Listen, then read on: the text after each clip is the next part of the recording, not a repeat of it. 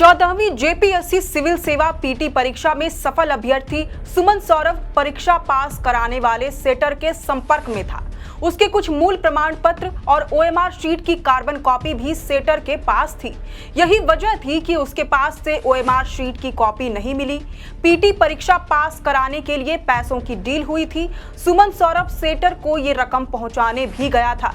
ये बात उसने खुद सीआईडी के समक्ष कबूल की है। जेपीएससी सिविल सेवा पीटी परीक्षा में कथित गड़बड़ी मामले में ये अब तक का एक बेहद अहम खुलासा है। सीआईडी ने हजारीबाग पुलिस की मदद से सुमन सौरभ नाम के एक सफल अभ्यर्थी को गिरफ्तार किया है। हजारीबाग के बड़का गांव के रहने वाले सुमन सौरभ पर आरोप है कि उसने जेपीएससी सिविल सेवा पीटी परीक्षा अनुचित माध्यमों का इस्तेमाल कर पास की थी। पूछताछ में उसने अपना अपराध स्वीकार भी किया है। दरअसल पिछले दिनों सीआईडी को पीटी परीक्षा गड़बड़ी मामले में जांच के दौरान एक अहम सबूत हाथ लगा था। परीक्षा संचालन करने वाली एजेंसी टीडीपीएल के आवासीय परिसर से जांच एजेंसी को छानबीन के दौरान 4 कंप्यूटर्स मिले थे। एक कंप्यूटर सेट में फॉरेस्ट रेंज ऑफिसर मेंस 2026 परीक्षा के अभ्यर्थियों के रिटन आंसर शीट्स मिले थे। इसके बाद जब कंप्यूटरों को जब्त कर उनकी फॉरेंसिक जांच कराई गई, तब पता चला कि उसमें जेपीएससी पीटी परीक्षा के क्वेश्चंस और आंसर्स पहले से ही स्टोर थे। वहां से ओएमआर शीट भी मिली थी, जिससे परीक्षा में धांधली और सेटिंग के संकेत मिले।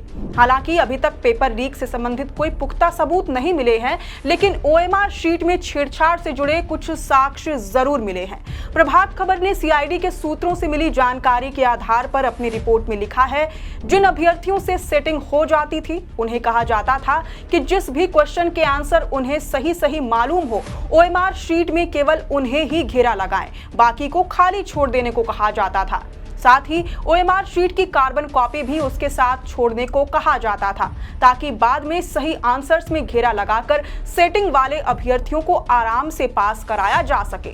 मतलब सांप भी मर जाए और लाठी भी ना टूटे, ऐसी प्लानिंग तैयार की गई थी। इस संदेह को साबित करने के लिए सीआईडी ने जेपीएससी पीटी परीक्षा के सभी सफल 2204 अभ्यर्थियों को अपने अपने ओएमआर शीट की कार्बन कॉपी भेजने को कहा था। इसके लिए 30 जुलाई से 5 अगस्त तक का समय दिया गया है।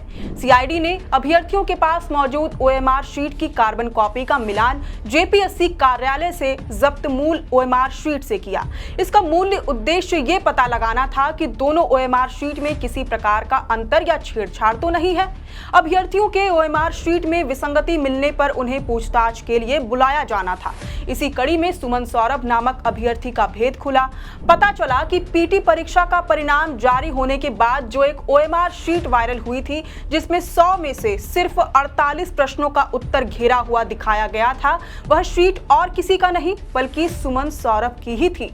100 में से मात्र 48 प्रश्नों का हल करने के बावजूद पीटी में सिलेक्शन कैसे हो गया, इस पर लगातार बवाल मचा हुआ था और यहीं से सुलगी आंदोलन की आग, जिसका विस्फोट राजधानी रांची में छात्रों के आक्रोश के तौर पर देखने को मिल रहा है। सुमन सौरभ की गिरफ्तारी के बाद उसे न्यायिक हिरासत में होटवार स्थित बिरसा मुंडा केंद्रीय कारा भेज दिया गया है। पीटी परीक्षा में कथित गड़बड़ी के मामले में ये अब तक की 11वीं गिरफ्तारी है। वहीं जेपीएससी के पूर्व अध्यक्ष को आज शुक्रवार 31 जुलाई को तीसरी बार दस्तावेजों के साथ पूछताछ के लिए बुलाया गया है। सीआईडी दफ्तर में फिलहाल उनसे अलग अलग बिंदुओं पर पूछताछ चल रही है। कुछ मीडिया रिपोर्ट्स अनुमान लगा रहे हैं कि पूछताछ के क्रम में उनकी गिरफ्तारी भी हो सकती है। दूसरी ओर सीआईडी ने जेपीएससी से 6 अहम बिंदुओं पर तत्काल जवाब मांगा है। जांच एजेंसी ने पूछा है कि टीडीपीएल एजेंसी को परीक्षा का कार्यादेश किस आधार पर दिया गया और उसके चयन की पूरी प्रक्रिया क्या थी। इसके अलावा पहले विभिन्न एजेंसियों के चयन और उन्हें कार्य आवंटित करने की प्रक्रिया की भी विस्तृत जानकारी मांगी गई है। सीआईडी ने यह भी जानना चाहा है कि मौजूदा एजेंसी को कौन कौन से कार्य सौंपे गए थे और एग्जाम कंट्रोलर की जिम्मेदारियां क्या थी।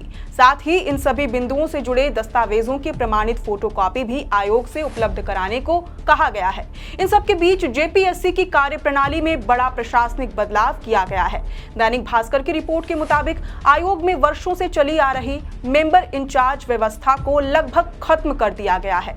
पहले किसी विभाग से भर्ती की अधियाचना मिलने पर उसे आयोग के एक सदस्य को सौंप दिया जाता था। वही सदस्य पूरी भर्ती प्रक्रिया की निगरानी करता था और समय समय पर आयोग को उसकी प्रगति की जानकारी देता था।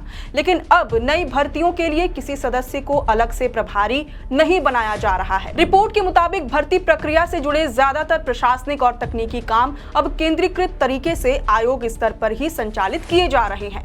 यानी पहले हर भर्ती का एक जिम्मेदार सदस्य होता था, जबकि अब पूरी प्रक्रिया एक ही व्यवस्था के तहत संचालित होगी। इस बदलाव के बाद आयोग में कार्यों के बंटवारे, जवाबदेही और निर्णय प्रक्रिया को लेकर भी चर्चा तेज हो गई है। बहरहाल अब इस पूरे मामले में सीआईडी की जांच जारी है। आने वाले दिनों में जांच के आधार पर और भी कई बड़े और महत्वपूर्ण खुलासे हो सकते हैं। बहरहाल अब इस पूरी रिपोर्ट पर आपकी क्या प्रतिक्रिया है, ये हमसे कमेंट बॉक्स में जरूर साझा करें। आप देख रहे थे दी फोर्थ पिलर। मैं हूं अंशु, कैमरे के पीछे हैं सहयोगी अमन। शुक्रिया।